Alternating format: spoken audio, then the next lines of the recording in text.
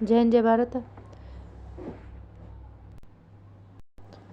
आज हम कर रहे हैं मणिकांत सर हिस्ट्री ऑप्शनल प्राचीन भारत भाग फर्स्ट अध्याय 6 और उसका पार्ट सेकंड। शुरू करते हैं। आर.एस. शर्मा ने लोहा प्रौद्योगिकी के आर्थिक सामाजिक प्रभाव को आंकते हुए इसे सैकड़ों नगरीकरण से जोड़ा है। उनका मानना है कि लोहा उपकरणों की सहायता से मध्य गंगा घाटी के अधिक घने जंगलों को साफ करना आसान हो गया। इस काल में लोहा निर्मित हत्थे वाली कुल्हाड़ी एवं फावड़ा का निर्माण होने लगा। कृषि उपकरणों की संख्या बढ़ गई। जखेरा से लोहा निर्मित हल का फाल भी प्राप्त हुआ है। लोहे के काल की सहायता से मिट्टी के नीचे दबे हुए लोहे के काल नीचे फाल होगा।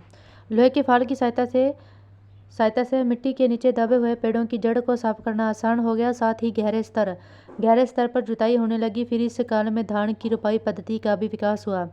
गेहूं की तुलना में धान अधिक लोगों को खिला सकता था। जनसंख्या वृद्धि के कारण श्रमिकों की आवश्यकता भी पूरी हुई। इस काल में पहली बार दासों और कर्मकारों को कृषि में लगाया जाने लगा।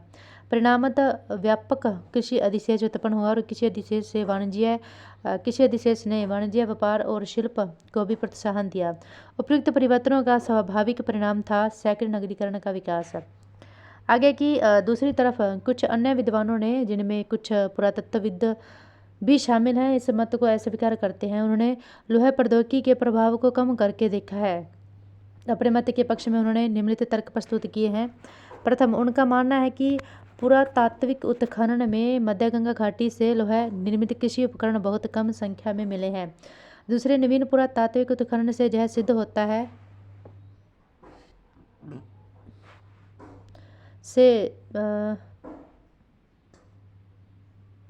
कहाँ पर थे हम लोग?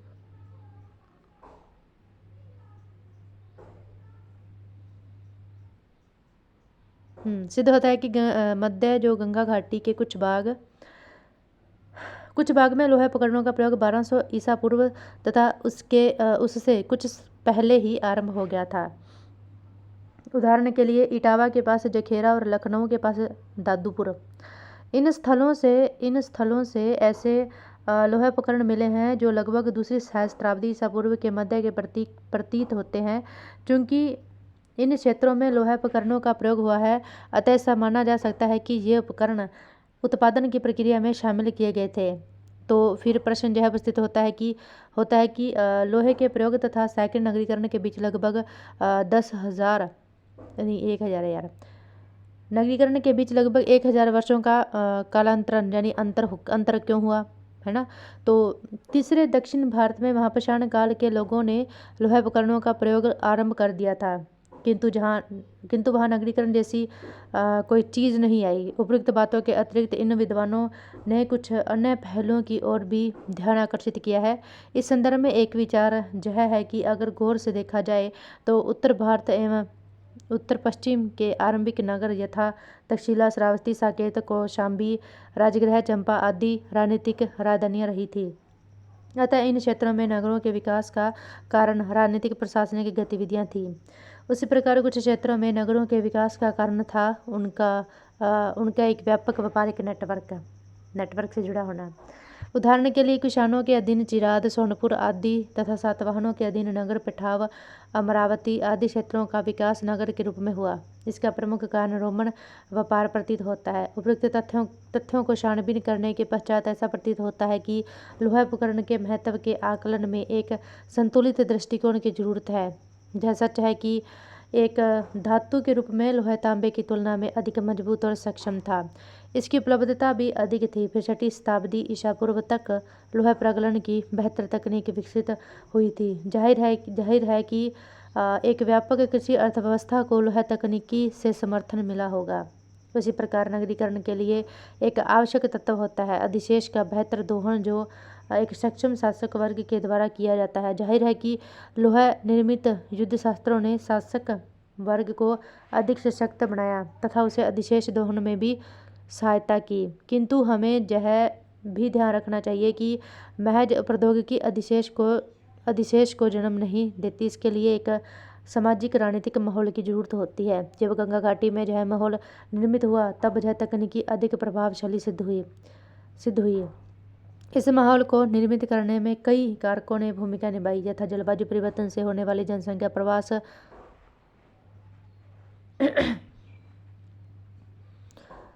व्यापारिक नेटवर्क का विकास, एक सक्षम शासक वर्ग का उद्भव तथा प्रशासनिक केंद्रीकरण एवं नवीन धार्मिक पंथों का विकास आदि।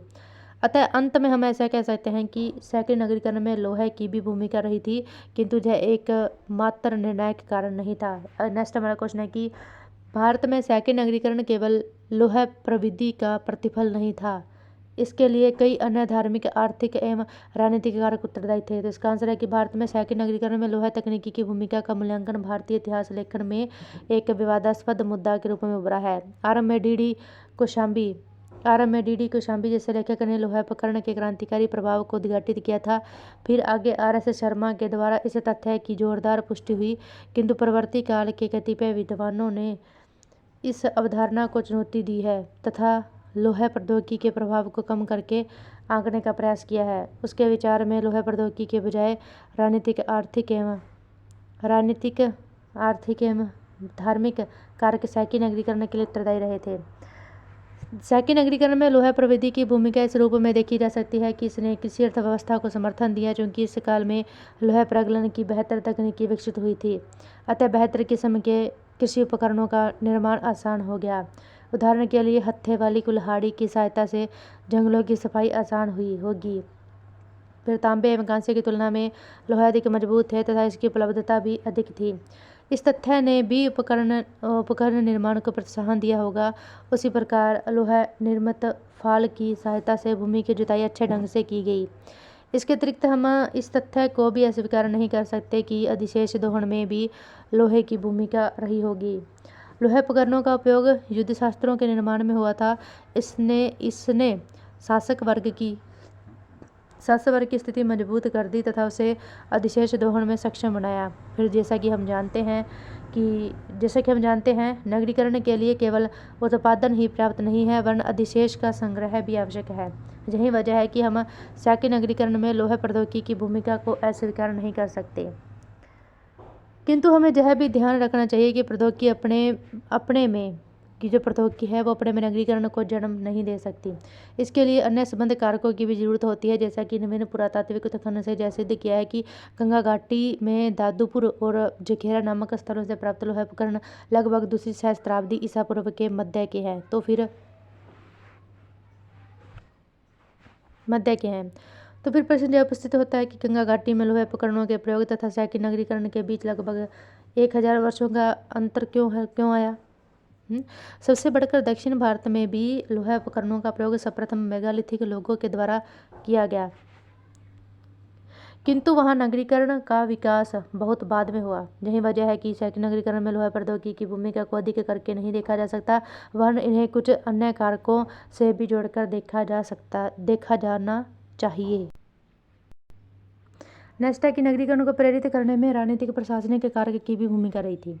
गौर से देखने पर हमें यह ज्ञात होगा कि उत्तर भारत और उत्तर पश्चिम के आरंभिक नगर अधिकतर राजनीतिक राजधानियां रही थी। उदाहरण के लिए तक्षशिला, कौशाम्बी, श्रावस्ती, साकेत, बनारस, राजगृह, चंपा आदि। इन क्षेत्रों में नगरों के विकास का कारण था राजनीतिक एवं प्रशासनिक गतिविधियां। जैसा कि हम जानते हैं कि राजधानी में शासक वर्ग के लोग स्थापित होते हैं तथा इनके द्वारा दूरस्थ क्षेत्रों से अधिशेष का दोहन कर राजधानी में इकट्ठा किया जाता है तथा बहुत ही स्वाभाविक है कि इन राजधानियों का विकास नगर के रूप में हुआ। उसी प्रकार नगरों के विकास में आर्थिक कारक की भी भूमिका रही थी, जहां आर्थिक कारक से आशय है विकसित वाणिज्य व्यापार तथा एक व्यापक व्यापारिक नेटवर्क का विकास। आरंभिक शताब्दी में कुषाण क्षेत्र में चिरांद, सोनपुर आदि नगरों का विकास हुआ। उसी तरह सातवाहन क्षेत्र में तंगर, पैठाना, अमरावती, धान्यकंटक आदि नगर विकसित हुए और इन नगरों के विकास का कारण था रोमन व्यापार। उपयुक्त कारकों के अतिरिक्त शहरी नगरीकरण को प्रेरित करने में धार्मिक कारक की भी भूमिका रही थी। जैन धर्म एवं बौद्ध धर्म जैसे विरोधी पंथों ने वाणिज्य व्यापार के साथ साथ अधिशेष संग्रह को भी प्रोत्साहन दिया। पुरातात्विक उत्खनन से यह ज्ञात होता है कि चैत्य और विहार जैसे महत्वपूर्ण धार्मिक स्थापत्य व्यापारिक मार्गों पर तथा नगरों में अवस्थित रहे थे। इसका अर्थ है कि इन विरोधी पंथों का उस काल की आर्थिक गतिविधियों से कुछ न कुछ संबंध रहा था। इस प्रकार हम देखते हैं कि सैकड़ों नगरीकरण में राजनीतिक, आर्थिक एवं धार्मिक कारकों का भी अहम भूमिका रही थी। यही वजह है कि इसका पूरा श्रेय केवल लोह प्रौद्योगिकी को नहीं दिया जा सकता। आगे है समकालीन समाज। देखें, 6वीं सदी ईसा पूर्व तक के समाज और उसकी व्यवस्था पर गौर करते हैं तो हम पाते हैं कि इस समय तक जनजातीय समाज का स्थान पूरी तरह वर्ण विभाजित समाज ने ले लिया था।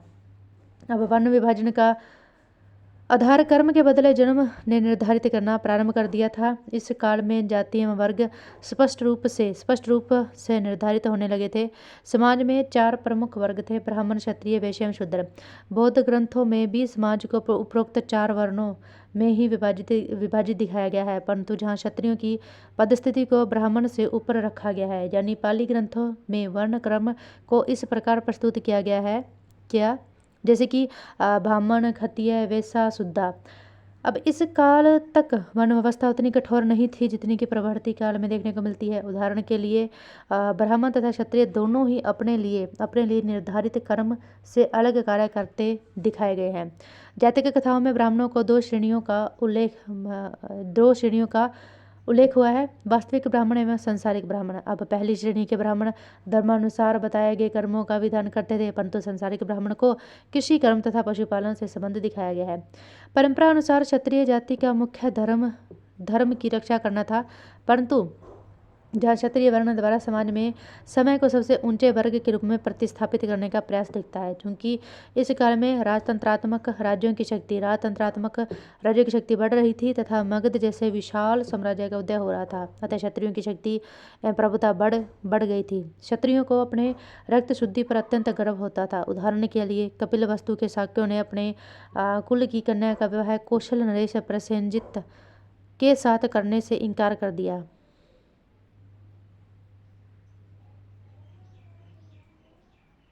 था। इस तरह इस काल में क्षत्रिय वर्ण सशक्त स्थिति में था। आगे गंगा घाटी में नगरीय क्रांति के परिणामस्वरूप तथा व्यापार वाणिज्य में उल्लेखनीय प्रगति की वजह से वैश्य वर्ण समाज का सबसे संपन्न वर्ण बन गया था। समाज में शूद्रों की स्थिति दयनीय थी और विभिन्न प्रकार के नगरों के विकास के परिणामस्वरूप कुछ निम्न पेशेवर समूह का उद्भव भी इस काल में दिखता है। इसमें अधिकांश को हीन जाति अथवा हीन व्यवसाय ब्रट में हीन शिल्प माना गया है। चांडाल, पुष्कम, निषाद इत्यादि इसी श्रेणी की जातियाँ थी। इनकी स्थिति अत्यंत दयनीय थी तथा इनसे किसी भी प्रकार के संपर्क से परहेज किया जाता था, जहाँ तक कि उनकी छाया में स्पर्श मात्र से भी परहेज किया जाता था। उदाहरण के लिए श्वेतकेतु जातक में हम एक ब्राह्मण को चांडाल के डर से भागते हुए पाते हैं, ताकि उसके शरीर वायु के संपर्क से वह अपवित्र न हो जाए। चित्त सबूत जातक में एक स्थान पर बताया गया है कि चांडाल को देखने के पश्चात एक सौदागर की कन्या अपने घर जाकर सुगंधित जल से अपने नेत्र धोती है। उपरोक्त उदाहरण इन हीन शिल्प जातियों की अत्यंत निम्न स्थिति की तरफ संकेत करती है। आगे की बौद्ध साहित्य में स्त्रियों की दशा का तो चित्रण मिलता है, उससे स्पष्ट है कि वैदिक काल की तुलना में इनकी दशा में गिरावट आई थी। खासकर उनके सामाजिक तथा शैक्षणिक अधिकारों में कटौती हुई थी और महात्मा बुद्ध जैसे प्रगतिशील चिंतक भी महिलाओं के प्रति पूर्वाग्रह से ग्रस्त थे। यही कारण है कि उन्होंने महिलाओं को संघ में प्रवेश देने से साफ इनकार कर दिया था। फिर अगर आनंद के अनुरोध पर महिलाओं को संघ में प्रवेश दिया गया तो स्त्रियों के आचरण के संबंध में कठोर नियम बनाकर महिलाओं को भिक्षुओं से भिन्न स्थिति का मानते हुए उन्हें भिक्षुओं के अधीन रखा गया। बुद्ध ने तो जहाँ तक टिप्पणी की कि अब यह धर्म स्थायी नहीं हो पाएगा। उपरोक्त विवरण के बावजूद परवर्ती काल की तुलना में महिलाओं की स्थिति बेहतर मानी जा सकती है। उच्च वर्ग की महिलाएं शिक्षा ग्रहण करती थी। अनेक भिक्षुणियों द्वारा कविताएं लिखने का प्रमाण मिलता है।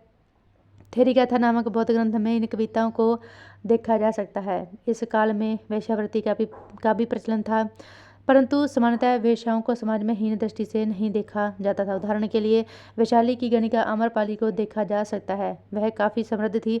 उसने भिक्षु संघ के लिए एक आम्र वाटिका दान में दिया था। महिलाओं के विवाह की उम्र वैदिक काल की तुलना में कम हो गई। आमतौर पर विवाह अभिभावकों की इच्छा से ही होते थे। तथापि गंधर्व विवाह एवं स्वयंवर विवाह यानी उच्च वर्णों में का भी प्रचलन था। उदाहरण के लिए महावग जातक में कहा गया कि मगध नरेश बिंबिसार की 500 रानियां थी। अब बौद्ध साहित्य के अनुसार संगोत्रीय विवाह का भी प्रचलन था, जैसे कि शाक्य अपने ही कुल की कन्या से विवाह करते थे। महावीर की पुत्री का विवाह भी उसकी बहन के पुत्र जमाली से संपन्न हुआ था। इस काल में संभवतः दहेज प्रथा की शुरुआत हो चुकी थी, क्योंकि मगध के शासक बिंबिसार को कौशल नरेश के द्वारा कौशल देवी के साथ विवाह के उपलक्ष्य में काशी दिए जाने का जिक्र मिलता है। इस प्रकार देखा जा सकता है कि बुद्धकालीन समाज एक संक्रमण की प्रक्रिया से गुजर रहा था तथा फिर इस काल में होने वाले सामाजिक परिवर्तनों ने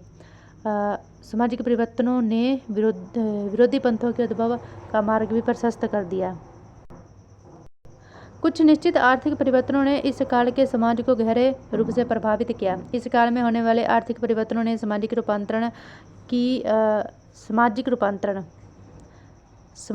रूपांतरण की रूपरेखा तैयार कर दी। आर्थिक परिवर्तन की वजह से नए सामाजिक वर्ग अस्तित्व में आए और इन नए सामाजिक वर्गों में गृहपति एवं व्यापारी वर्ग प्रमुख थे। वस्तुतः परिवार का मुखिया, जो वैदिक काल में याजक और पशुचारक था, वह अब एक नए पितृसत्तात्मक परिवार का मुखिया हो गया तथा वह गृहपति के नाम से जाना जाने लगा। अब इस काल में कुछ संपन्न गृहपतियों के नाम सुनने को मिलते हैं, जैसे मेंढक तथा अनापिंडक संपन्न गृहपति थे। और दूसरी तरफ वाणिज्य व्यापार के विकास से व्यापारिक वर्ग अस्तित्व में आया, जहाँ गृहपति तथा व्यापारिक वर्ग वैश्य वर्ग से संबंध थे।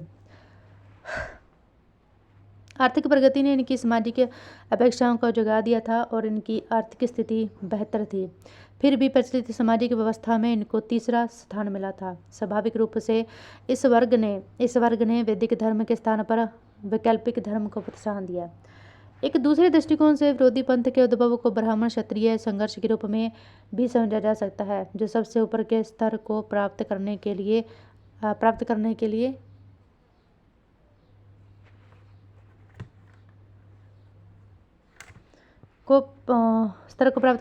आपस में संघर्षरत थे। क्षत्रिय वर्ण समय भी वैदिक धर्म से असंतुष्ट था, क्योंकि जहाँ उसे ब्राह्मण से नीचे माना गया था। युद्ध शास्त्रों के रूप में लोहे के उपयोग ने इसकी शक्ति तथा अपेक्षाओं को तीव्र कर दिया था। इन कारणों से क्षत्रिय वर्ण ने भी इन विरोधी पंथों को प्रोत्साहन दिया। बौद्ध ग्रंथों में ब्राह्मण से ऊपर क्षत्रियों की पदस्थिति दिखाया जाना क्षत्रिय वर्ण के असंतोष को ही प्रतिबिंबित करता है। अब नेक्स्ट हमारा टॉपिक आता है बौद्ध एवं जैन धर्म। तो इनके बारे में पढ़ेंगे हम। ईसा पूर्व 6वीं सदी के उत्तरार्ध में मध्य गंगा के मैदान में अनेक धार्मिक संप्रदायों का उदय हुआ। लगभग सभी धार्मिक संप्रदायों का विरोध पुरानी धार्मिक व्यवस्था के विरुद्ध था।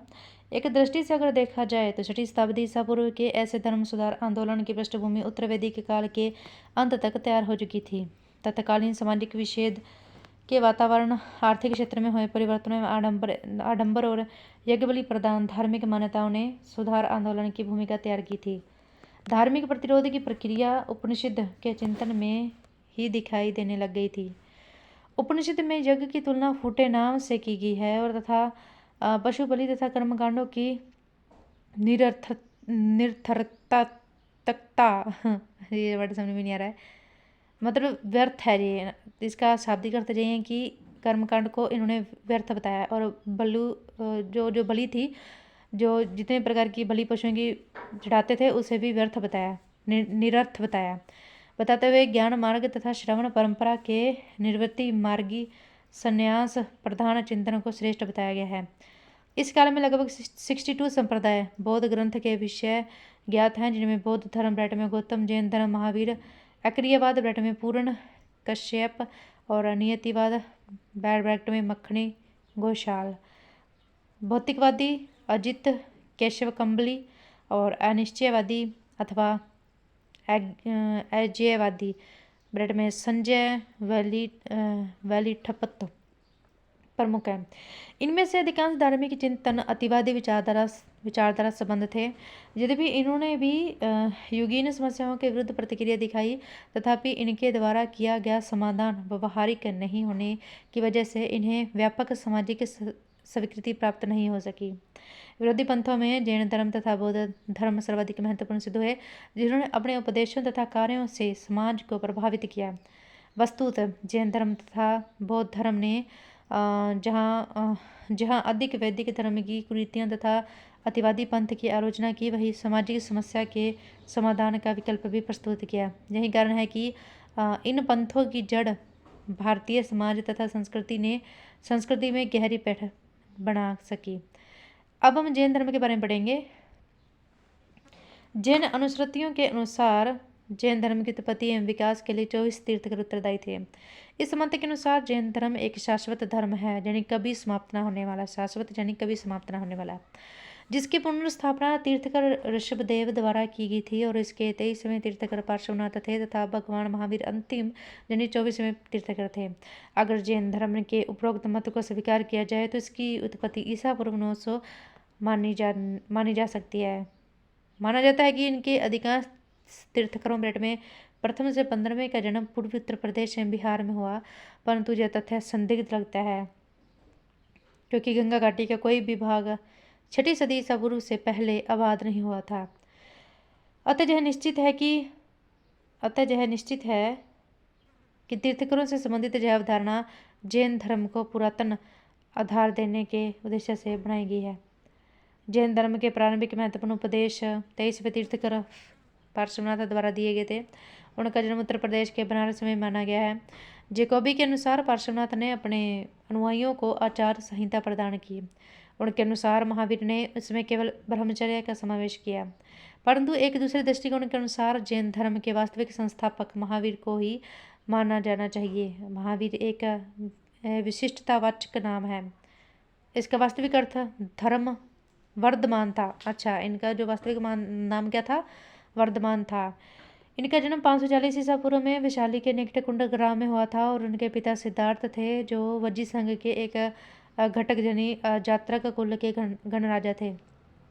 उनकी माता का नाम जैन साहित्य में त्रिशला बताया गया है, जहाँ यह भी बताया गया है कि वह लिच्छवी गणराज्य के प्रधान चेटक की बहन थी। अब वर्धमान का बचपन एवं युवावस्था सुख एवं समृद्धि का था।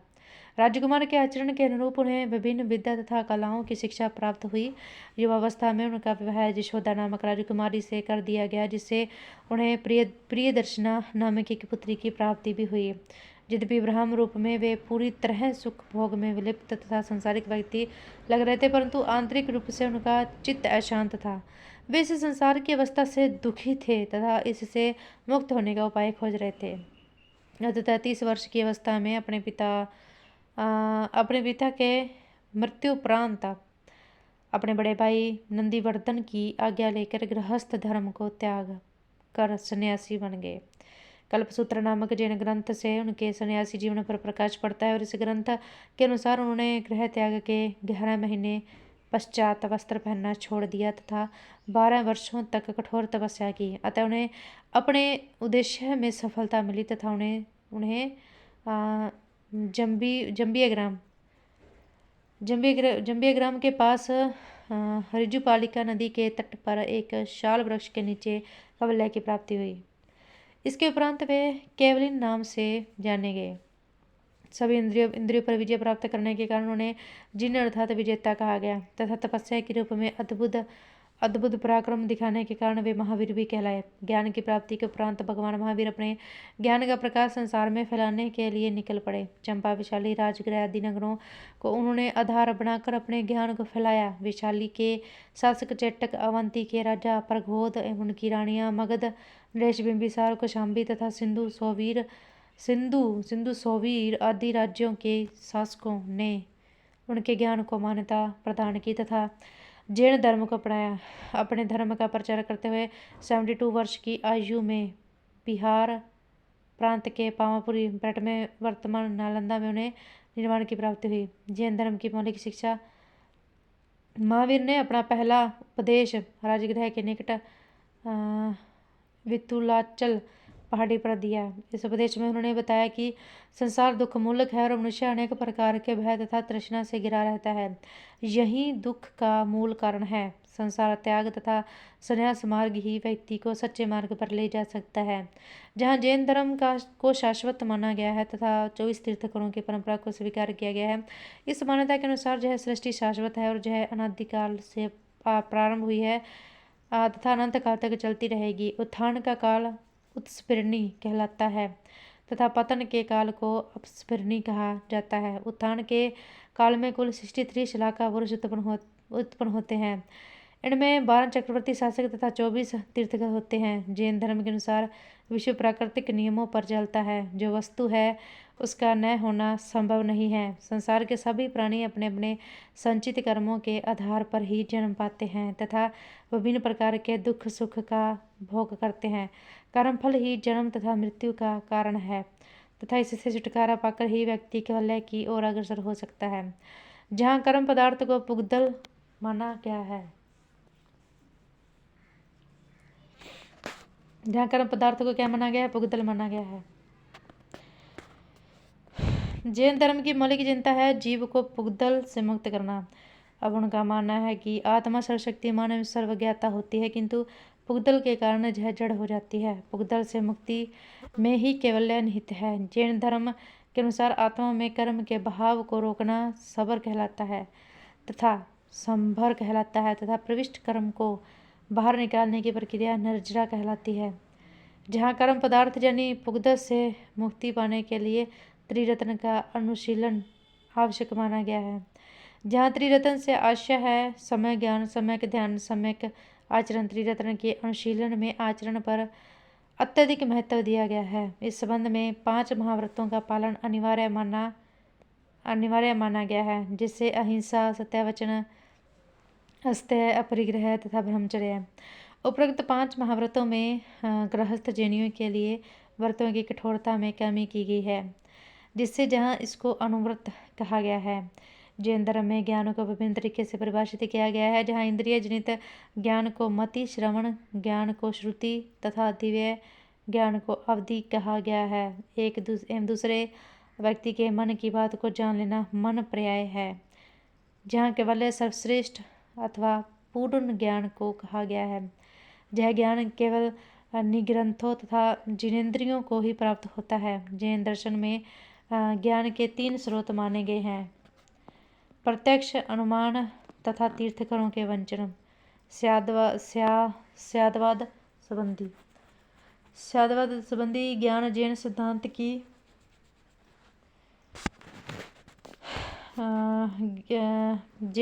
की अपनी विशिष्टता है।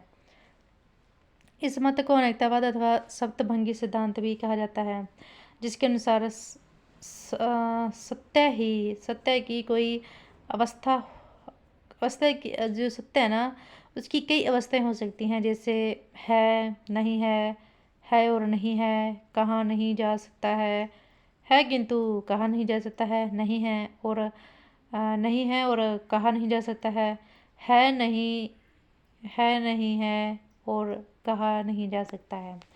तो महावीर के जीवन काल में ही जैन धर्म पूरे देश के व्यापक क्षेत्र में फैल गया। कौशल, मगध, विदेह, अंगा, अवंती, वज्जी, मल्ल इत्यादि राज्यों में जैन धर्म का व्यापक संरक्षण जैन धर्म जो है उसको व्यापक संरक्षण मिला। महावीर की मृत्यु के पश्चात भी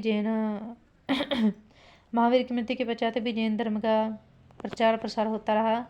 मौर्य शासक चंद्रगुप्त मौर्य एवं संप्रति चेंदी वंश के शासक खारवेल आदि जैसे अनुश्रुति में जैन धर्म के संरक्षण के रूप में याद किए जाते हैं, परंतु कालांतर में जैन धर्म के प्रभाव में गिरावट आनी शुरू हो गई तथा उसका प्रभाव क्षेत्र घटने लग गया। इसके पीछे निम्नलिखित कारणों की तरफ विद्वानों ने संकेत किया है।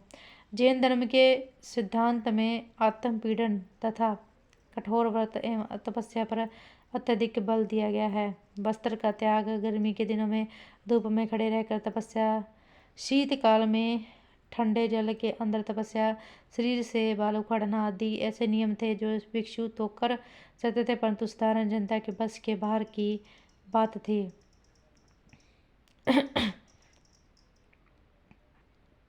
अतः इनके अनुयायियों की संख्या बहुत ज़्यादा नहीं बढ़ सकी। जैन धर्म में अहिंसा के सिद्धांत पर व्यापक बल दिया गया है। जैसे धर्म में अहिंसा के सिद्धांत की व्याख्या के क्रम में कृषि पद्धति को भी हिंसक कर्म मानकर उसकी आलोचना की गई है। माना जाता है कि कृषि कर्म के विभिन्न चरणों में व्यापक रूप में कीटाणुओं की हत्या होती है, और यह तो ज्ञात ही है कि वह काल कृषि के विकास का काल था तथा समाज के बड़े हिस्से का जुड़ाव पशुपालन तथा कृषि कर्म से था। अतः ऐसे लोग जैन धर्म से अपनी निकटता नहीं बना सके, और इनके अलावा क्षत्रिय लोग भी एक सीमा तक ही जैन धर्म से जुड़ सके। प्राय देखा गया कि राजा ने उच्चाधिकारी के स्तर पर तो जैन धर्म को मान्यता मिली तथा राजा ने जैन धर्म को संरक्षण भी दिया, परंतु निचले स्तर पर यह धर्म गहरी पेठ नहीं बना पाई। फिर जिस राजा ने जैन धर्म को संरक्षण दिया भी, उसने भी हिंसा का परित्याग नहीं किया। अतः ऐसे में उसका प्रभाव सामान्य लोगों पर नहीं पड़ सका।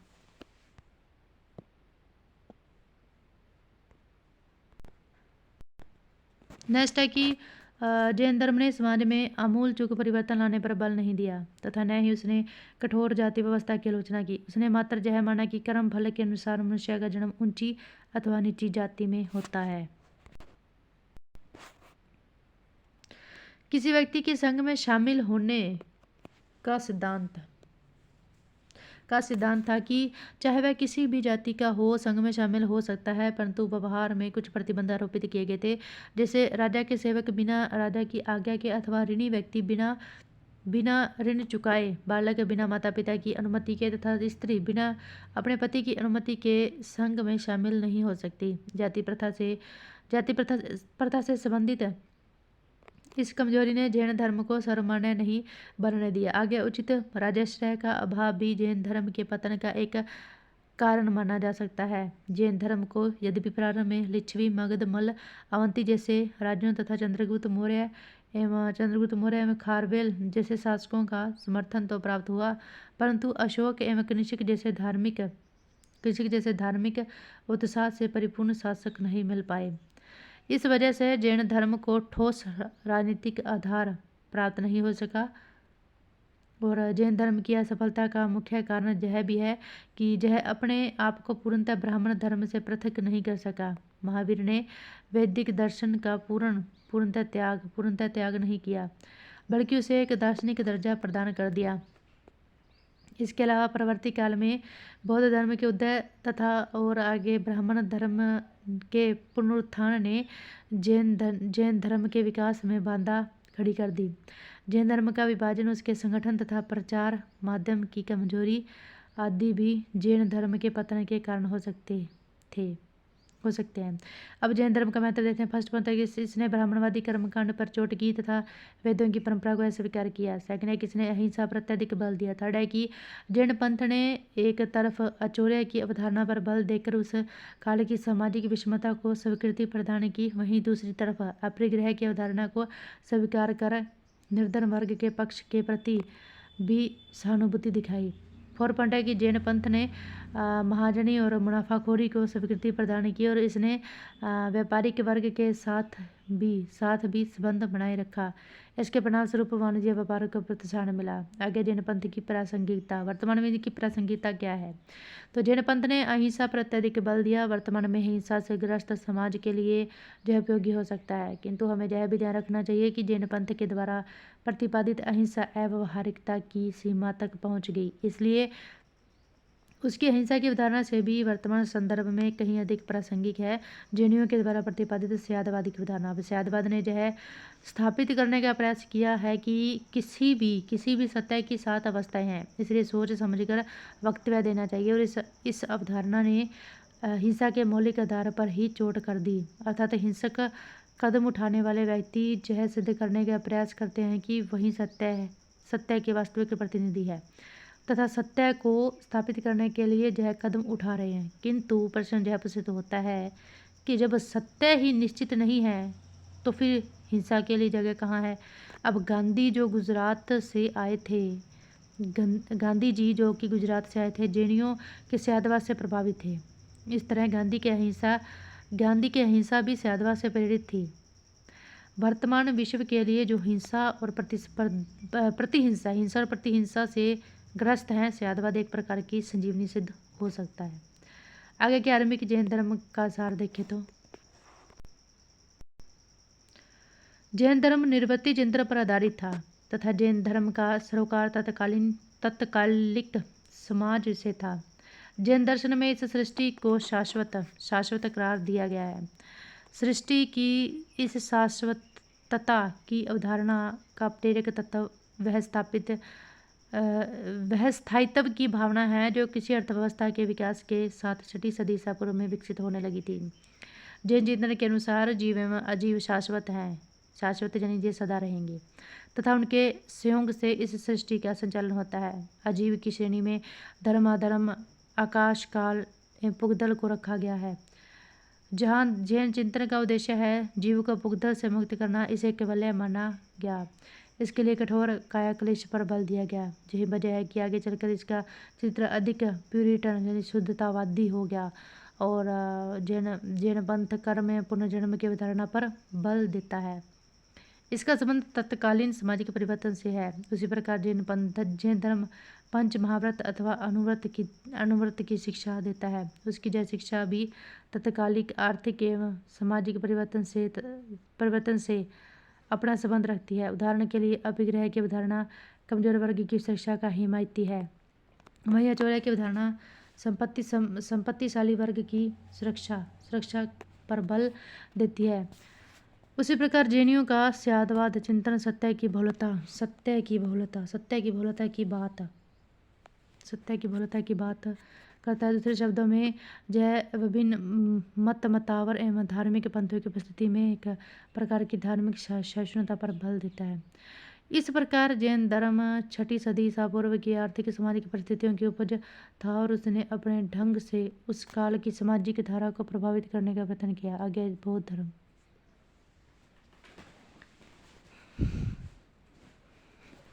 आगे बौद्ध धर्म के संस्थापक गौतम बुद्ध थे।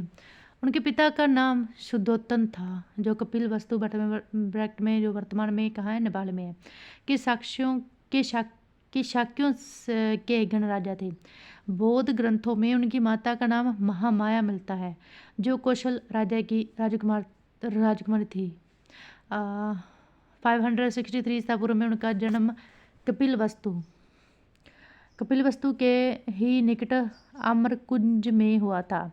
विद्वानों के अनुसार यह स्थल आधुनिक काल का पिपरावा है, जो उत्तर प्रदेश के बस्ती जिले में अवस्थित है, और गौतम बुद्ध का वास्तविक नाम सिद्धार्थ था। गौतम संभवतः इनके गोत्र का नाम था। इनके माता की मृत्यु इनके बाल्यकाल में ही हो गई थी, अतः इनका लालन पालन इनकी विमाता प्रजापति गौतमी ने किया। बचपन से ही सिद्धार्थ का तपस्या की और अधिक झुकाव था। माता की मृत्यु ने संभवतः इनके मस्तिष्क पर कुछ हद तक मनोवैज्ञानिक प्रभाव डाला था। सिद्धार्थ का बचपन ठीक वैसे ही व्यतीत हुआ जैसे अन्य किसी राजपुत्र का हो सकता है। उनके पिता ने उन्हें प्रत्येक प्रकार की सुविधा देने का प्रयास किया। उनके निवास के लिए विभिन्न ऋतुओं में रहने योग्य महल, उपवन आदि का निर्माण किया गया। संसारिक कार्यों की तरफ ध्यान आकर्षित करने के लिए 16 वर्ष की आयु में ही उनका विवाह यशोधरा बेटे में गोपा या विम्पा नामक शाक्य राजकुमारी से कर दिया गया और इससे सिद्धार्थ को राहुल नामक पुत्र की प्राप्ति हुई तथा उनका मन संसारिक कार्यों में नहीं लग पाया तथा 19 वर्ष की आयु में गौतम ने ग्रह त्याग दिया तथा राजसी जीवन को त्याग कर तपस्वी का जीवन अपना लिया। वे 6 वर्ष तक यंत्र तंत्र भटकते रहे एवं अनेक विद्वानों के संपर्क में आए, लेकिन उनके ज्ञान से संतुष्ट नहीं हुए। उन्होंने तत्कालीन समय के प्रसिद्ध आचार्य वैशाली के कलार तथा राजगृह के रामपुत्र के पास जाकर अपनी ज्ञान पिपासा शांत करने की कोशिश की, तथापि उनको ज्ञान नहीं मिल सका। राजगृह से वे गया के निकट उरुवेला के सुरम्य वनस्थली गए, जहाँ उन्होंने ब्राह्मण कौंडिन्य और 4 अन्य उपासकों के साथ घोर तपस्या प्रारंभ कर दी। लगभग 6 माह कठिन तपस्या के बावजूद कोई परिणाम नहीं निकला तथा शरीर सूख कर जर्जर हो गया। अतः तप मार्ग को निरर्थक जानकर उन्होंने सुजाता नामक स्त्री के हाथों खीर खाकर इस मार्ग को छोड़ दिया। इससे उनके ब्राह्मण साथी ने गौतम को पखंडी कहते हुए उनका साथ छोड़ दिया। इसके पश्चात वे बोध गया में पीपल वृक्ष के नीचे जीवन की समस्याओं के संबंध में चिंतन करना प्रारंभ किया। उनके इस समाधि के 8 दिनों के पश्चात 35 वर्ष की आयु में वैशाली पूर्णिमा की रात्रि को उन्हें सच्चे ज्ञान या संबुद्धि की प्राप्ति हुई और वे बुद्ध कहलाए। गौतम बुद्ध ने अपना पहला प्रवचन वाराणसी के निकट सारनाथ में उन्हीं 5 ब्राह्मण साथियों को दिया जो उन्हें ज्ञान में छोड़ गए थे। बुद्ध का यह पहला प्रवचन ही धर्मचक्र प्रवर्तन कहलाया। यहीं पर बुद्ध ने संघ की स्थापना की। इसमें उसके पहले 5 शिष्यों के अलावा वाराणसी के श्रेष्ठ यश तथा उसके 50 साथी शामिल थे। बुद्ध ने संघ के सदस्यों को धर्म के प्रचार का आदेश दिया। वे खुद की संसार भर में ज्ञान का प्रकाश फैलाने निकल पड़े, खुद ही। ठीक है, नेक्स्ट है गौतम बुद्ध द्वारा प्रतिपादित बौद्ध धर्म अन्य समकालीन दार्शनिक मतों एवं पंथों की तरह तत्कालीन समाज में आए परिवर्तनों का परिणाम था। किसी भी धर्म की शिलाओं की स्वीकारोक्ति के लिए यह आवश्यक है कि उस विरोधी मत के विचारों में सिद्धांतों को खंडित किया जाए। उनके विरुद्ध नया धार्मिक आंदोलन उत्पन्न हुआ है। बुद्ध ने सबसे पहले पुरातनवादी वैदिक दृष्टिकोण का खंडन किया, जो नई सामाजिक आर्थिक व्यवस्था के स्थायित्व एवं नए विचारों के उदय में अवरोध उत्पन्न कर रहा था। उन्होंने ब्राह्मण पुरोहितों की निंदा की, जो तत्कालीन सामाजिक व्यवस्था में सर्वोच्च स्थान पर आसीन थे। बुद्ध ने ब्राह्मणों द्वारा निर्धारित नैतिकता एवं धर्म को अतार्किक एवं जाति व्यवस्था को अन्यायपूर्ण बताया। समान रूप से इन्होंने कर्मकांडों का खंडन करते हुए कहा कि इससे उच्चतर आध्यात्मिक मूल्यों की स्थापना नहीं होगी। पशु हत्या को इन्होंने अधार्मिक बताया।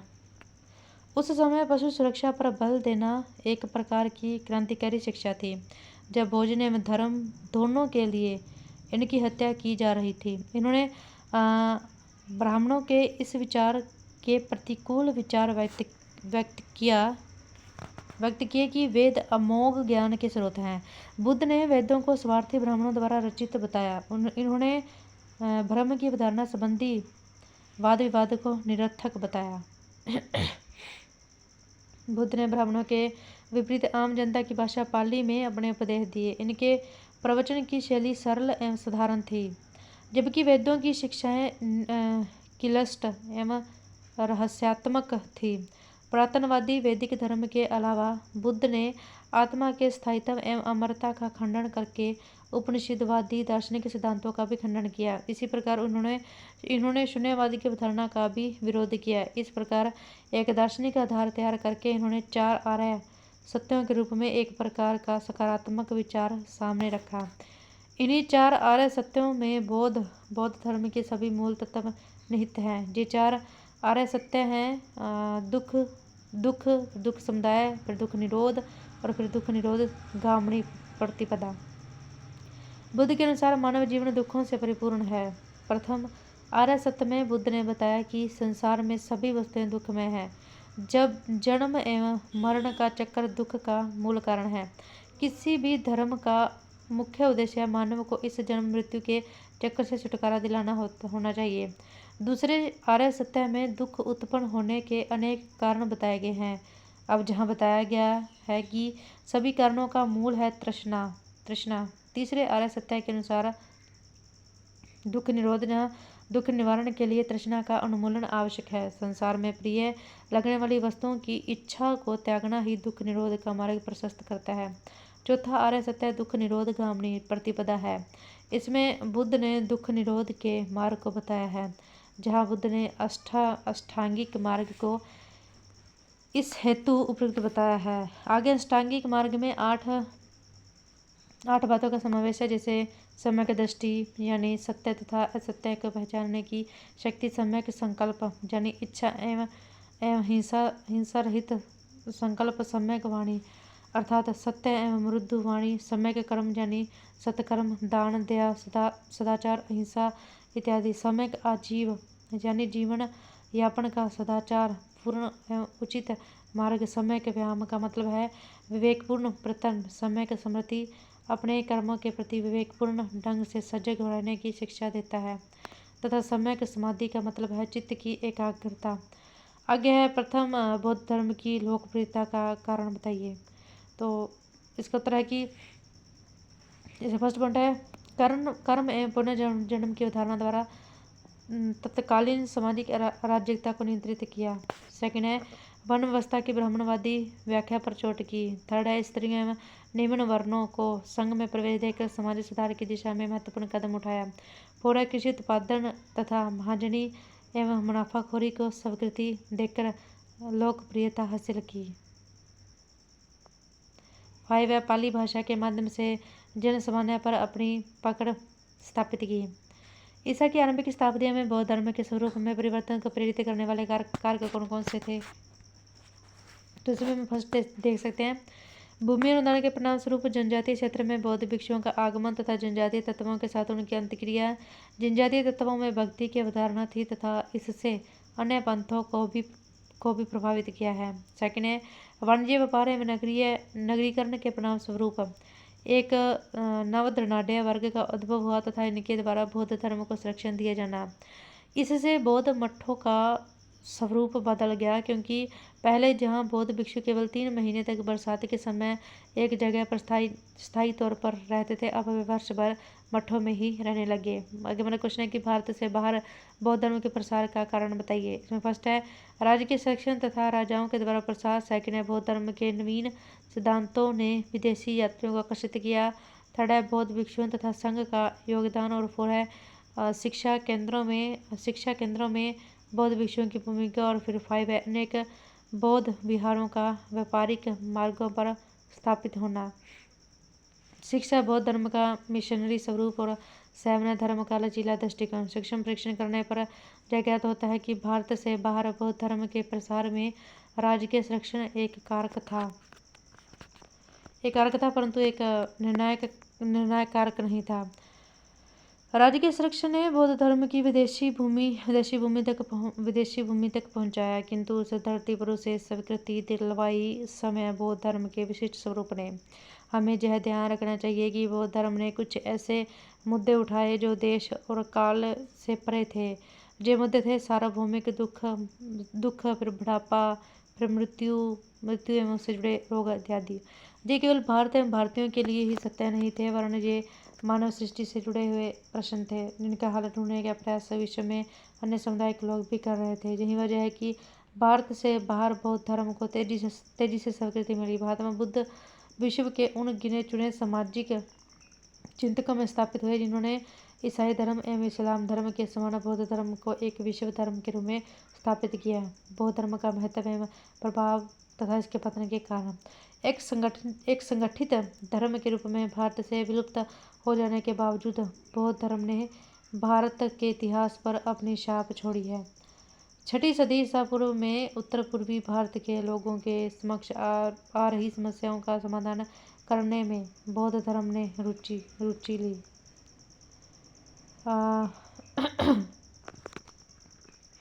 नई अर्थव्यवस्था, व्यापार एवं सिक्कों के प्रचलन से आई समृद्धि के कारण शासकों एवं व्यापारियों ने बड़ी मात्रा में संपत्ति अर्जित की। इससे आर्थिक असमानता उत्पन्न हुई। इसलिए बौद्ध धर्म ने लोगों को धन संग्रह न करने की सलाह दी। भिक्षुओं के आचरण के लिए जो नियम बनाए गए वे ईसा पूर्व 6वीं एवं 5वीं सदी में उत्तर पूर्वी भारत की भौतिक परिस्थितियों के प्रति एक प्रकार की प्रतिक्रिया के परिचायक हैं। ये नियम भिक्षुओं के भोजन, परिधान तथा यौनावृत्ति पर अंकुश लगाते हैं। बौद्ध भिक्षुओं पर प्रतिबंध लगाया गया था कि वे व्यक्तिगत संपत्ति अर्जित नहीं कर सकते थे, वे सोना चांदी ग्रहण नहीं कर सकते थे और न ही किसी चीज़ का क्रय विक्रय कर सकते थे। बुद्ध के निर्माण के पश्चात यद्यपि ये नियम ढीले पड़ गए, परंतु आरंभिक नियम कबीलाई समाज वाले उस आदिम साम्यवाद की ओर लौटने के सुझाव देते प्रतीत होते हैं, जब व्यापार और विकसित कृषि का अस्तव नहीं था। निस्संदेह बौद्ध शिक्षाओं का उद्देश्य व्यक्ति के लिए निर्वाण का मार्ग प्रशस्त करना था। जो लोग पुराने कबीलाई जीवन के विघटन में निजी संपत्ति जनित घोर असमानताओं के कारण अपने को ढालने में कठिनाई अनुभव कर रहे थे, उन्हें बौद्ध धर्म में कुछ राहत मिली, किंतु यह केवल बौद्ध भिक्षुओं के लिए ही संभव था। बौद्ध धर्म का अंतिम उद्देश्य चाहे जो भी रहा हो, सामान्य लोग इसकी ओर आकर्षित हुए। इससे लोहे के उपयोग से कृषि, व्यापार एवं समाज में हुए परिवर्तनों के साथ सामंजस्य बिठाने में मदद मिली है। ईसा की 12वीं सदी तक बौद्ध धर्म भारत से लुप्त हो चुका था। प्रारंभ में हर धर्म सुधार की भावना से प्रेरित होता है, किंतु कालांतर में यह अनुष्ठानों और विधानों के उन्हीं चक्कर में फंस जाता है जिनका आरंभ में विरोध किया जाता है। बौद्ध धर्म में भी इसी प्रकार का रूपांतरण हुआ। ब्राह्मण धर्म की जिन बुराइयों का बौद्ध धर्म ने विरोध किया था, उन्हीं बुराइयों का जैन धर्म समय शिकार हो गया। बौद्ध धर्म की चुनौतियों का सामना करने के लिए ब्राह्मणों ने अपने धर्म में सुधार किया, किंतु और बौद्ध धर्म का पतन होता गया। धीरे धीरे बौद्ध भिक्षुक आम लोगों की जीवन धारा से दूर हटते गए। उन्होंने आम जनता की भाषा पाली को त्याग दिया और पंडितों की भाषा संस्कृत को अपनाया। ईसा की 1ली सदी से उन्होंने बड़े पैमाने पर मूर्ति पूजा शुरू कर दी भी मूर्ति पूजा शुरू होगी इसमें। इसी का विरोध हुआ था और वही काम दोबारा शुरू हो गया और उन्हें भक्तों से भारी मात्रा में दान मिलने लगे। अब है ना, धन एकत्रित नहीं करना था लेकिन धन एकत्रित होने लग गया। नालंदा जैसे कुछ विहार 200 वर्षों तक का राजस्व वसूल करते थे और ईसा की 7वीं सदी तक बौद्ध विहारों में अयाश लोगों का प्रभुत्व हो गया था और ये विहार दुराचारों के केंद्र बन गए। ब्राह्मण शासक पुष्यमित्र शुंग ने बड़ी संख्या में बौद्धों की हत्या करवाई। 6ठी सदी में ऐसे कई उदाहरण मिलते हैं। हुन शासक शिव मिहिरकुल ने सैकड़ों बौद्धों की हत्या करवाई। अब शिव का उपासक गौड़ शासक शंशाक ने बोध गया के बोधि वृक्ष को ही काट डाला। अब इसके नीचे बुद्ध को ज्ञान प्राप्त हुआ था, जिसके नीचे की बुद्ध को ज्ञान प्राप्त हुआ था। हवेनसांग ने भी बौद्धों के विरुद्ध हिंसा की चर्चा की है। कहीं कहीं बौद्ध देवताओं को हिंदू देवताओं के ऊपर रौंदते हुए दिखाया गया है, जिससे हमें बौद्धों की प्रतिक्रिया का पता चलता है। विहारों में एक संपत्ति के कारण तुर्की हमलावर आकर्षित हुए। तुर्कों ने नालंदा में बहुत से भिक्षुओं की हत्या की। कुछ जो भिक्षुक नेपाल एवं तिब्बत भागने में सफल रहे। इस तरह 12वीं सदी तक बौद्ध धर्म अपनी मातृभूमि से लगभग समाप्त हो चुका था। 6ठी सदी ईसा पूर्व में बौद्ध एवं जैन सामाजिक चिंतन ने कहाँ तक ब्राह्मणवादी व्यवस्था का विकल्प प्रस्तुत किया। आगे के जैन धर्म एवं बौद्ध धर्म वैदिक कर्मकांड तथा ब्राह्मणवादी सामाजिक व्यवस्था के विरोध में उत्पन्न हुए। निश्चय ही इन पंथों का संबंध तत्कालीन सामाजिक आर्थिक पद्धति से था। इन दोनों पंथों ने अपने ढंग से तत्कालीन व्यवस्था को चुनौती दी। सर्वप्रथम इन्होंने यह साबित किया कि वर्ण पद्धति ईश्वरीय नहीं मानव निर्मित है तथा उन्होंने मानवीय आधार पर इसका खंडन किया। जैन धर्म एवं बौद्ध धर्म ने जन्माधारित वर्ण व्यवस्था के स्वरूप को चुनौती दी। यद्यपि उन्होंने निचले वर्ण के अस्तित्व को स्वीकार किया, परंतु उनकी वर्तमान स्थिति को कर्म परंपरा से जोड़ कर देखा। सबसे बढ़कर इन्होंने तथाकथित निम्न वर्णों एवं अछूतों के लिए भी निर्वाण या कैवल्य का दरवाजा खोल दिया। इस तरह धार्मिक दृष्टि से अशुद्ध समझे जाने वाले जातियां किसी खास बिंदु पर समानता का स्तर प्राप्त कर सकती थी। इस दृष्टि से जैन धर्म की तुलना में बौद्ध धर्म की दृष्टि अधिक रेडिकल थी, क्योंकि इसने परमात्मा की सत्ता को अस्वीकार कर वैदिक धर्म की जड़ पर ही चोट कर डाली।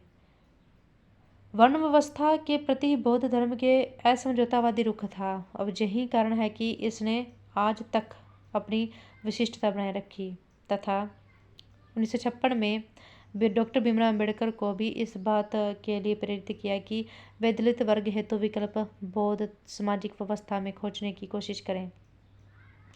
इस लिहाजन महात्मा बुद्ध विश्व के कुछ गिने चुने सामाजिक चिंतकों में एक माने जाते हैं। उस काल की सामाजिक व्यवस्था का एक महत्वपूर्ण पहलू था कुछ लोगों की आर्थिक दशा में व्यापक गिरावट। अब बौद्ध चिंतन ने इस पहलू पर भी दृष्टिपात किया। इसलिए सर्वप्रथम बौद्ध साहित्य में ही दरिद्र शब्द का प्रयोग मिलता है। जैन धर्म तथा बौद्ध धर्म दोनों ने इस सामाजिक आर्थिक विभाजन का विकल्प जैन तथा बौद्ध संघों में प्रस्तुत करना चाहा, क्योंकि जहाँ व्यक्ति के बीच पूर्ण समानता थी, इस तरह यह समाज के सक्षम एवं आदर्श प्रतिरूप था। उस काल की एक महत्वपूर्ण समस्या थी स्त्रियों की गिरती हुई सामाजिक दशा, अर्थात स्त्रियों को पूरी तरह पुरुषों के अधीन कर दिया गया था। फिर पारिवारिक जीवन से विलग होने वाली महिलाओं के समक्ष अब एक ही विकल्प था और वह था वेश्यावृत्ति। अब इसकी सूचना हमें शाल्वती आम्रपाली जैसी गणिकाओं की उपस्थिति से मिलती है। अब जैन एवं बौद्ध धर्म में पारिवारिक जीवन से विलग होने वाली महिलाओं के लिए भिक्षु जीवन का विकल्प रखा गया तथा उनके लिए केवल्य एवं निर्वाण का दरवाजा खोल दिया गया। स्त्रियों के प्रति बौद्ध धर्म की दृष्टि अत्यधिक संवेदनशील प्रतीत होती है। यथा थेरिगता जैसी रचना में भिक्षुणियों के द्वारा लिखित रचनाएं संकलित हैं। इन कविताओं में उनकी संवेदनाओं व्यापक रूप में अभिव्यक्त हुई हैं और बौद्ध ग्रंथों में उन महिलाओं का भी जिक्र किया गया है जिन्होंने बौद्ध संघों को प्रचुर मात्रा में दान दिए हैं। इस तरह हम देखते हैं कि इन विरोधी पंथों ने अपने ढंग से ब्राह्मणवादी व्यवस्था का विकल्प ढूंढना चाहा, परंतु गहराई से मूल्यांकन के पश्चात यह ज्ञात होता है कि यह विकल्प मात्र सतही था, क्योंकि ब्राह्मणवादी व्यवस्था का विरोध करने के बावजूद भी ये उनका विकल्प प्रस्तुत करने में अक्षम रहे, नहीं दे पाए विकल्प। वस्तुतः जैन धर्म ने पूरी तरह तथा बौद्ध धर्म ने कुछ हद तक वर्ण व्यवस्था के साथ समझौता किया। महात्मा बुद्ध की ब्राह्मणों तथा शूद्रों के बीच अपने व्यवहार में समानता नहीं ला सके। गौर से देखने पर ऐसा ज्ञात होता है कि पाली साहित्य में उल्लिखित वर्ण क्रम क्षत्रिय, ब्राह्मण, वैश्य, शूद्र सामान्यतः ब्राह्मण, क्षत्रिय, दद्द को ही अभिव्यक्त करता है। दूसरी तरफ समय महात्मा बुद्ध ने भी यथार्थ तथा आदर्श के भेद को बनाए रखा।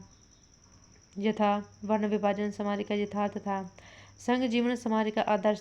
संघ जीवन में तो उन्होंने जातीय समानता को स्वीकार किया, परंतु यथार्थ जीवन में वे उस पर कड़ा प्रहार नहीं कर सके। सबसे बढ़कर जातीय विभाजन को समाप्त करने के लिए लिंग विभाजन को भी समाप्त करना आवश्यक था, परंतु बौद्ध धर्म ने लिंग विभाजन को बनाए रखा, क्योंकि बौद्ध धर्म में भिक्षुओं को भिक्षुओं के अधीन कर दिया गया था। अतः हम ऐसा कह सकते हैं कि भारतीय धर्म के इतिहास में जैन धर्म में बौद्ध धर्म एक नए आंदोलन का प्रवर्तक बना।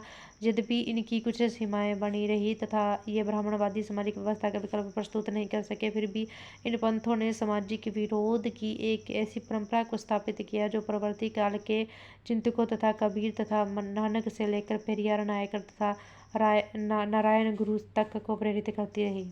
बौद्ध धर्म के सामाजिक क्षेत्र में योगदान के सकारात्मक पक्ष देखे। प्रथम है ब्राह्मणवादी ग्रंथों के द्वारा समर्थित वर्ण व्यवस्था को स्वीकार कर दिया तथा यह सिद्ध करने का प्रयास किया गया कि वर्ण व्यवस्था ईश्वर निर्मित नहीं अपितु मानव निर्मित है। सेकंड है ब्राह्मणों की श्रेष्ठता को चुनौती दी गई। थर्ड है कृषि अर्थव्यवस्था में वाणिज्य व्यापार को प्रोत्साहन दिया तथा नागरिक अर्थव्यवस्था को संरक्षण दिया गया। फोर है निम्न वर्ग के लोगों के लिए भी निर्वाण का मार्ग खोल दिया। और फाइव है संघ में सामाजिक समानता की अवधारणा को लागू कर वर्ण विभाजित सामाजिक व्यवस्था की आलोचना प्रस्तुत की गई। सिक्स है कि समाज के निर्धन तबके के पक्ष में सहानुभूति दिखाई। यही वजह है कि पाली ग्रंथों में प्रचुरता से दरिद्र शब्द का प्रयोग हुआ है। सेवन है कि महिलाओं के प्रति सहानुभूतिपूर्ण दृष्टिकोण। फिर गृहस्थिक जीवन से विलंग हो चुकी महिलाओं के लिए संघ जीवन के रूप में एक वैकल्पिक मार्ग प्रस्तुत करना। सामाजिक क्षेत्र में बौद्ध धर्म के योगदान की सीमा देखिए। फर्स्ट है, वर्ण व्यवस्था की आलोचना करने के बावजूद भी बौद्ध धर्म कोई वैकल्पिक सामाजिक व्यवस्था नहीं दे सका, और फिर सामाजिक विभाजन की व्याख्या कर्म की अवधारणा के संदर्भ में करने की कोशिश की। अतः वर्ण व्यवस्था को स्वीकार किया, किंतु जन्म के माध्यम से नहीं, कर्म के माध्यम से। सेकंड है, महात्मा बुद्ध ने संघ व्यवस्था में तो समानता का सिद्धांत स्वीकार किया, किंतु सामाजिक व्यवस्था में वे समानता के आदर्श को नहीं बनाए रख सके। इस प्रकार उन्होंने आदर्श और यथार्थ के बीच विभाजन बनाए रखा। थर्ड पॉइंट है कि बौद्ध संघों में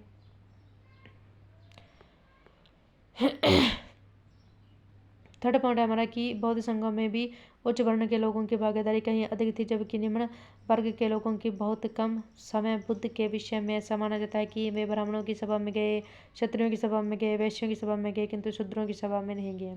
फॉर्मूला कि महात्मा बुद्ध ने पुरुष एवं महिलाओं के बीच भी एक प्रकार की विषमता बनाए रखी। आरंभ में तो महिलाओं को संघ में प्रवेश नहीं दिया जा रहा था, फिर जब उन्हें प्रवेश भी दिया गया तो भिक्षुणियों को भिक्षुओं के प्रवक्षण में रखा गया। नेक्स्ट हमारा क्वेश्चन है कि बौद्ध धर्म के आर्थिक एवं सामाजिक आधारों को दर्शाइए। जो उपनिषद के चिंतन से कहाँ तक प्रभावित था।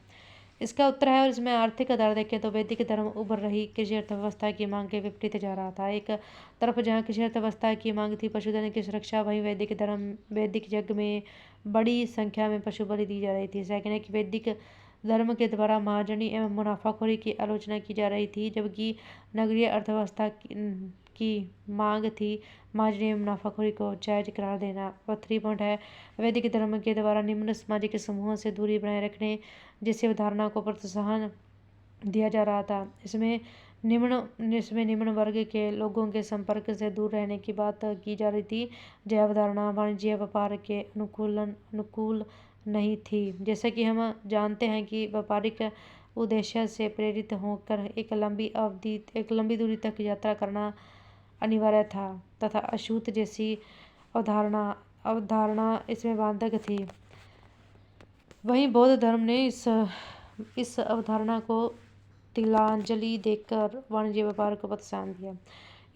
इस कारण से भी बौद्ध पंथ को व्यापारिक वर्ग का समर्थन मिला। यह महज संयोग नहीं हो सकता कि चैत्य स्तूप और विहार जैसे स्थापत्य व्यापारिक मार्गों पर अवस्थित थे, या फिर नगरों एवं कस्बों में स्थापित थे। निश्चय ही बौद्ध धर्म का नवीन मूल्यांकन मैक्स वेबर के इस अवधारणा के विपरीत जाता है कि भारतीय पंथों में वह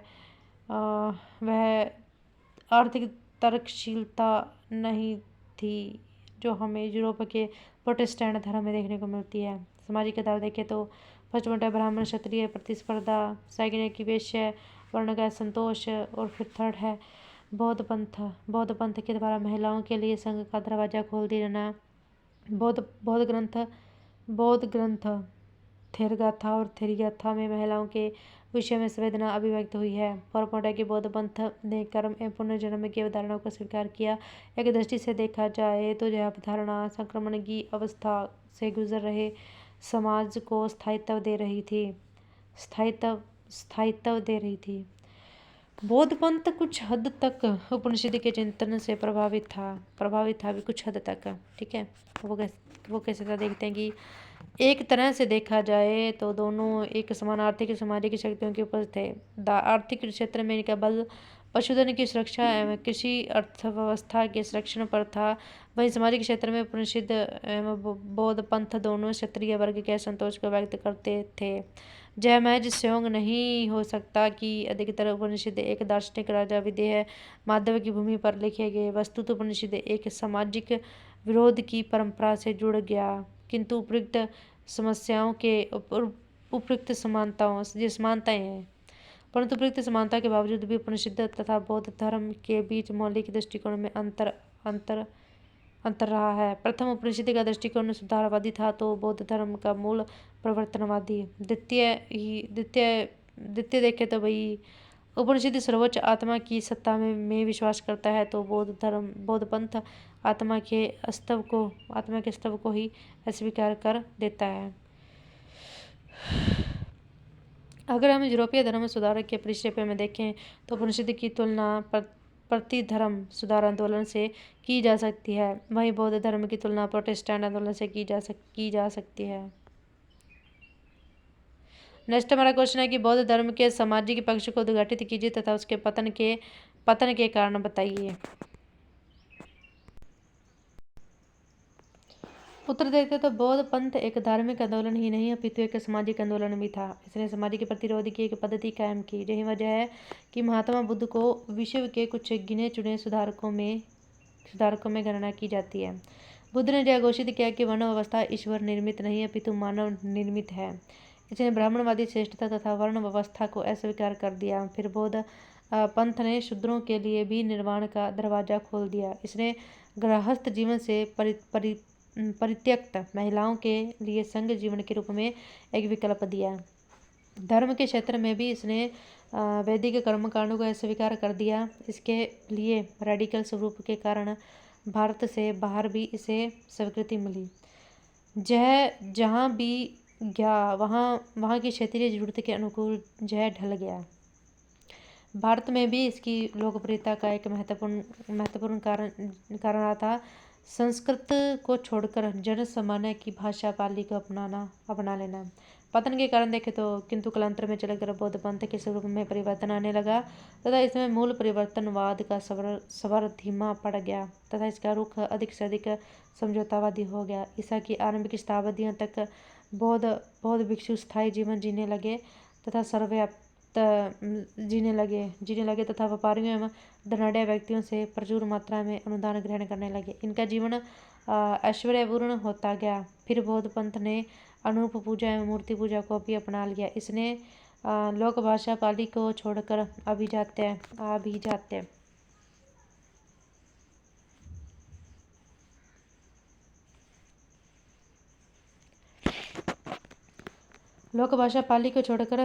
अभिजात्य भाषा संस्कृत को अपना लिया। इस प्रकार यह ब्राह्मण पंथ के निकट आ गया।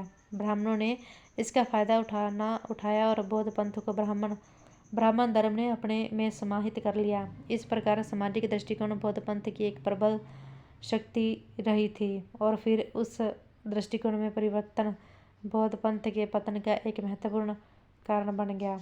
इसके अतिरिक्त बौद्ध पंथ के पतन के लिए कुछ अन्य कारण भी उत्तरदायी थे। बौद्ध पंथ के प्रसार को रोकने के लिए ब्राह्मण पंथ में भी सुधार की प्रक्रिया आरंभ हो गई। शंकराचार्य ने अद्वैत चिंतन को पुनः स्थापित कर ब्राह्मण पंथ का उद्धार किया। फिर पुनः स्थापित ब्राह्मण पंथ ने बौद्ध पंथ को रोकने का प्रयत्न किया। उसी प्रकार कुछ उत्पीड़क शासक भारत में संसाक जैसे कि संसाक हो गए और पुष्यमित्र शुंग हो गए के द्वारा भी बौद्ध मत को दबाने का प्रयत्न किया गया। बताया जाता है कि बंगाल के शासक संसाक ने बोधि वृक्ष को ही नष्ट कर दिया। इसके अतिरिक्त चूंकि बौद्ध संघों में अतिरिक्त धन का संग्रह हो गया था, अतः यह संघ विदेशी आक्रमण के भी निशाने बन गए थे। इस प्रकार हम देखते हैं कि बौद्ध पंथ के पतन के लिए अनेकों कारक उत्तरदायी रहे थे, किंतु पतन का प्रधान कारक था इनके स्वरूप में होने वाले परिवर्तन। जैसा कि हमने देखा कि बौद्ध की सामाजिक क्रांतिकारिता ने इसे लोकप्रिय बनाया था, किंतु इसके समझौतावादी नजरिए ने इसकी जो विशेषता को समाप्त कर दिया। तो इस तरह इसमें जो परिवर्तन होते गए वही इसके पतन के कारण बने।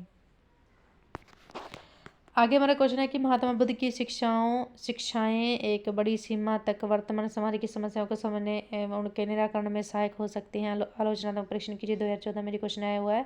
तो इसका आंसर है कि किसी भी धार्मिक पंथ की सफलता की सबसे महत्वपूर्ण कसौटी होती है उसका समाज सापेक्ष होना। बौद्ध पंथ इस कसौटी पर खरा उतरता है। उसी प्रकार किसी भी धार्मिक पंथ की सफलता की दूसरी कसौटी हो सकती है इसका सर्वकालिक स्वरूप। इस कसौटी पर भी बौद्ध पंथ सफल माना जा सकता है, क्योंकि बौद्ध मत के द्वारा प्रतिपादित कुछ शिक्षाएं वर्तमान युग के लिए भी प्रासंगिक है। आगे कि वर्तमान में बौद्ध पंथ की प्रासंगिकता का अनुमान इस आधार पर लगाया जा सकता है कि 1956 में डॉक्टर भीमराव अम्बेडकर ने 60 लाख महारों को बौद्ध पंथ में धर्मांतरित कराया। इस कारण से फिर एक बार भारत में बौद्ध पंथ फिर पुनर्जीवित हो गया। अब दलित वर्ग के लोगों का बौद्ध पंथ के प्रति आकर्षित होने का कारण था जाति व्यवस्था पर बौद्ध पंथ का रेडिकल रुख, जो वर्तमान भारत की एक महत्वपूर्ण जरूरत है। उसी प्रकार वर्तमान में बौद्ध पंथ को प्रासंगिक बनाने वाला एक महत्वपूर्ण कारक है बौद्धों का आचार शास्त्र, जिसे अष्टांगिक मार्ग के नाम से जाना जाता है। ये सभी प्रकार की अतिवादिता से परहेज करता है। वस्तुतः वर्तमान विश्व की सबसे बड़ी समस्या अतिवाद है, जिसने उत्पादन से लेकर उपभोग तक सभी क्षेत्रों में एक प्रकार का असंतुलन कायम कर दिया है, तथा उसी का दुखद परिणाम है पर्यावरण संकट। बौद्ध मत अहिंसा के माध्यम से मानव एवं उसके परिवेश के साथ व्यवहारिक संबंध कायम करता है। सबसे बढ़कर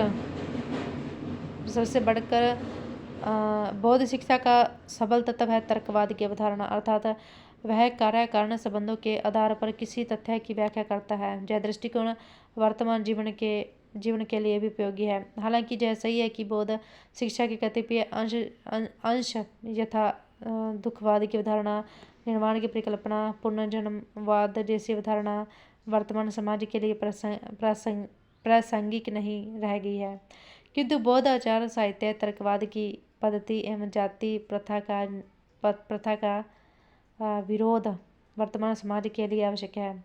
आगे है भौतिकवादी चिंतन या नास्तिक संप्रदाय। बुद्ध और महावीर के समकालीन चिंतकों में हम कुछ भौतिकतावादी चिंतकों को भी देखते हैं। ये चिंतक थे अजित केशव बल्लिन, पैकुद कात्यायन, फिर पूर्ण काश्यप, फिर मखली घोषाल, जो नाम थोड़े बड़े हैं। आगे संजय वैठितपुत्र आदि। फिर आगे इन्हीं की परंपरा से चावार्क भी जुड़ गए थे, और ये चिंतक कर्म एवं पुनर्जन्म की अवधारणा को ही मानते तथा इनके अनुसार मनुष्य का भविष्य पूर्व निश्चित है। अजित केशव बल्लिन ने यह घोषित किया कि कर्म का कोई फल नहीं होता, इसलिए जैसा चाहे वैसा करो। इस आधार पर उसे यथार्थवादी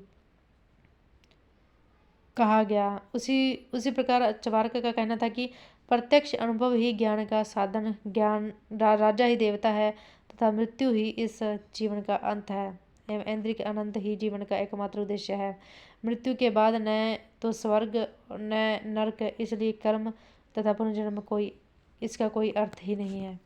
आगे भौतिकतावादी चिंतन का सबल पक्ष। अब इस चिंतन में धर्मनिरपेक्षता थी, इसलिए यह चिंतन जीवित रह गया होता तो यह वैज्ञानिक विचारों को प्रोत्साहन दिया होता, किंतु ऐसा नहीं हो सका। ब्राह्मणवादी तत्वों ने इन्हें दबा दिया तथा भौतिकतावाद पर प्रत्ययवाद हावी हो गया। भौतिकवादी चिंतन की सीमा देखें तो भौतिकवादी चिंतन ने कर्म एवं पुनर्जन्म की अवधारणा को अस्वीकार कर दिया। इस प्रकार उन्होंने तत्कालिक आर्थिक परिवर्तनों से अपना संबंध तोड़ दिया, क्योंकि कर्म और पुनर्जन्म की अवधारणा द्रुत परिवर्तन की प्रक्रिया से गुजर रहे तत्कालीन समाज को स्थायित्व दे रही थी। इसलिए ये विचार इतिहास के पन्नों में दबकर रह गया। उनकी विचारधारा समय सापेक्ष नहीं रही, इसलिए उन्हें समाज की व्यापक स्वीकृति नहीं प्राप्त हुई। आगे उपनिषद का चिंतन। उपनिषद को वेदांत के नाम से जाना जाता है, क्योंकि यह वैदिक ज्ञान की चरम अवस्था है। उपनिषद का चिंतन ब्रह्म एवं जीव की एकता की बात करता है तथा जीव की मुक्ति के लिए ज्ञान को आवश्यक मानता है। उपनिषद में पहली बार मोक्ष, कर्म और पुनर्जन्म की अवधारणा उभर कर आई, और फिर उपनिषदों की रचना जो थी वो मध्यकाल तक चलती रही। माना जाता है कि अलोपनिषद अकबर के काल में लिखा गया। 6वीं सदी ईसा पूर्व की बौद्धिक क्रांति। तो उत्तर भारत में 6वीं सदी ईसा पूर्व का काल आत्मावेशनम का काल था। यह वह काल था जब लोगों ने मृत्यु के बाद के जीवन, आत्मा, ब्रह्म आदि गूढ़ प्रश्नों पर विचार करना आरंभ किया। यद्यपि 6वीं सदी ईसा पूर्व में यह बौद्धिक विकास की एक क्रमिक परिवर्तन का परिणाम था तथा इसकी पृष्ठभूमि अरण्यक काल से ही निर्मित होने लगी थी। फिर भी हम इसे बौद्धिक क्रांति का काल मानते हैं, क्योंकि इस काल में पंथों तथा विचारों में विविधता देखी गई। बौद्ध ग्रंथों के अनुसार इस काल में कुल 62 धार्मिक संप्रदाय थे। वही जैन ग्रंथों में 363 संप्रदाय का जिक्र है। अभी इस काल में संन्यास जीवन को प्रोत्साहन मिला और फिर चिंतकों के दृष्टिकोण में भी विविधता देखी जा सकती है। उदाहरण के लिए एक तरफ महावीर एवं बुद्ध जैसे चिंतक हैं तो कर्म एवं पुनर्जन्म की अवधारणा को स्वीकार करते हैं, तो दूसरी तरफ अजित केशकबलिन, पूरन कश्यप, पकुद कात्यायन, संजय वैठलपुत्र तथा मखली घोषाल जैसे चिंतक थे एवं उनकी दृष्टि नियतिवादी थी। गहराई से अवलोकन करने पर यह ज्ञात होता है कि इस बौद्धिक क्रांति का संबंध तत्कालीन सामाजिक आर्थिक रूपांतरण से भी था। दूसरे शब्दों में अधिशेष उत्पादन ने संन्यास जीवन को संरक्षण दिया। फिर यह विश्व स्तर पर बौद्धिक क्रांति का काल रहा था, क्योंकि यही काल है जब यूनान में पाइथागोरस, ईरान में जरथुस्त्र तथा चीन में कफस्यूसियन एवं लायोत्से जैसे चिंतक हुए। आगे हमारा क्वेश्चन है कि ईसा पूर्व 6वीं शताब्दी भारत में धार्मिक तथा आर्थिक अशांति की अवधि थी। टिप्पणी कीजिए। तो इसका आंसर है 6वीं सदी ईसा पूर्व का काल न केवल उत्तर भारत के संदर्भ में बल्कि सार्वभौमिक स्तर पर आत्मान्वेषण एवं जिज्ञासाओं का काल था। एक और जहाँ यूनान में पाइथागोरस, ईरान में जरथुस्त्र तथा चीन में कन्फ्यूशियस एवं लायोत्से जैसे चिंतक हुए, वहीं भारत में मध्य गंगा द्वाब में अनेक धार्मिक संप्रदायों का उद्भव हुआ। ऐसा ज्ञात होता है कि इस बौद्धिक क्रांति अथवा धार्मिक अशांति की जड़ तत्कालीन प्रगति एवं परिवर्तन में नजर आती है। वह 6वीं सदी ईसा पूर्व काल में उत्पन्न धार्मिक अशांति का कारण था। धार्मिक विविधता एवं धार्मिक पथों की बहुलता। बौद्ध ग्रंथों के अनुसार जहाँ इस काल में कुल 62 धार्मिक संप्रदाय थे, वहीं जैन धर्म 363 धार्मिक संप्रदायों का जिक्र करते हैं। उत्तर भारत में यही वह काल था जब लोगों ने मृत्यु के बाद जीवन, आत्मा, ब्रह्म आदि गूढ़ प्रश्नों पर विचार आरंभ किया।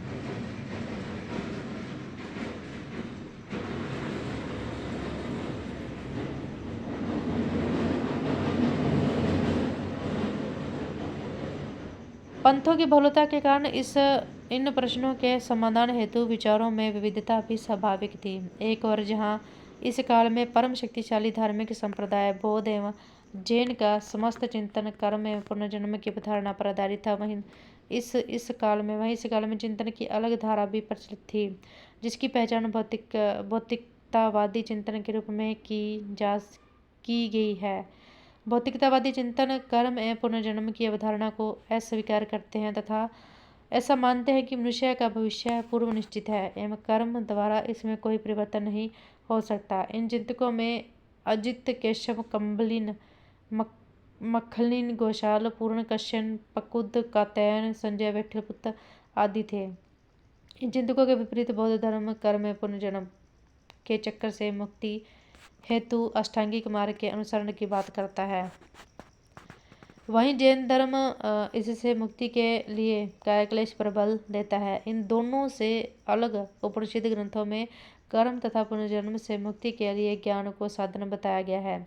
जैनियों एवं बौद्धों का चिंतन तत्कालीन सामाजिक मांगों के अनुरूप या फिर अनुकूल होने के कारण भारतीय इतिहास में एक निश्चित स्थान रखते हैं, किंतु भौतिकतावादी चिंतकों ने कर्म एवं पुनर्जन्म की अवधारणा को अस्वीकार कर दिया। यही वजह है कि वे समाज पर अपेक्षित प्रभाव नहीं छोड़ पाए। इस प्रकार इस काल में धार्मिक विविधता धार्मिक अशांति का कारण बन जाती है। 6वीं सदी ईसा पूर्व का काल धार्मिक क्षेत्र के साथ साथ आर्थिक क्षेत्र में भी व्यापक परिवर्तन को रेखांकित करता है।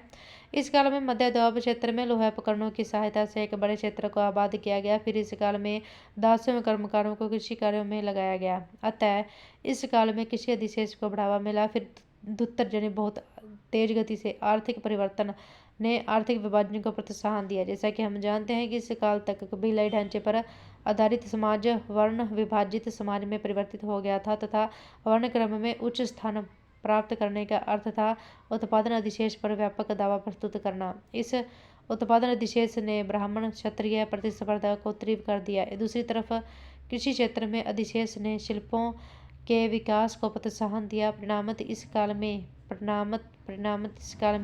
वाणिज्य व्यापार को प्रोत्साहन मिला। साथ ही आरंभिक नियमित सिक्कों के रूप में आध सिक्कों का विकास हुआ। किंतु उपयुक्त सभी परिवर्तनों का एक नकारात्मक परिणाम भी था, और वह था आर्थिक अशांति। दूसरे शब्दों में कुछ लोग धनी और कुछ लोग गरीब हो गए।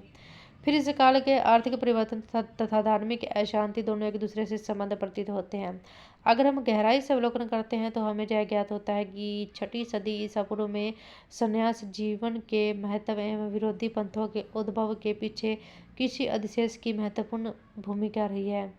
कृषि अर्थव्यवस्था के विकास की मांग थी पशुधन की सुरक्षा, जबकि कर्मकांड प्रधान वैदिक धर्म नवीन आर्थिक मांगों के विपरीत जा रहा था। अतः